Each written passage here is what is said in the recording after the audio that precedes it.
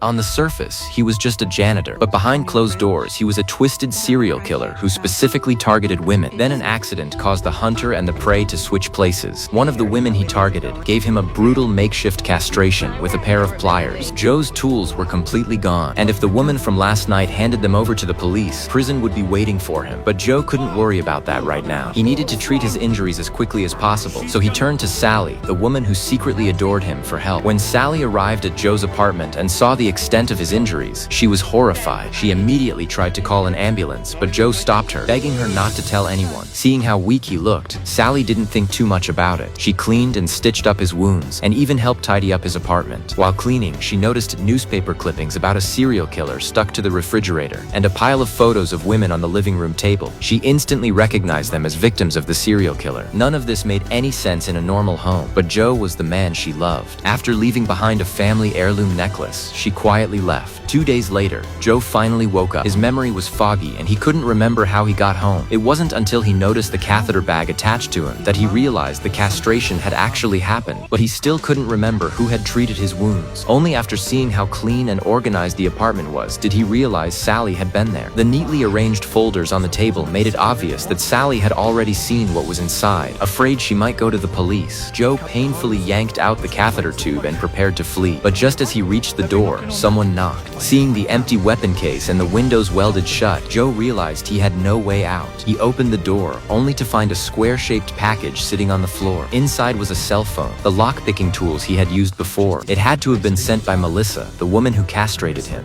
But Joe couldn't figure out what she wanted. The one reassuring thing was that Melissa hadn't gone to the police yet, meaning there was still room to maneuver. Ignoring the pain, he rushed to the police station to test the waters with Sally. Unfortunately, Joe learned from the sheriff that Sally's father had fallen ill, so he headed to Sally's house instead. Just as he was about to pick the lock, he heard Sally returning home. Forced to change plans on the spot, he pulled a knife from the box and walked up to knock on the door. Sally didn't notice anything unusual about him at all. Instead, she showed concern for his condition. Once inside, Joe revealed the knife hidden at his waist, planning to kill Sally right there in the house. But not only did Sally have no suspicion whatsoever, she even offered to help him track down the person who had hurt him.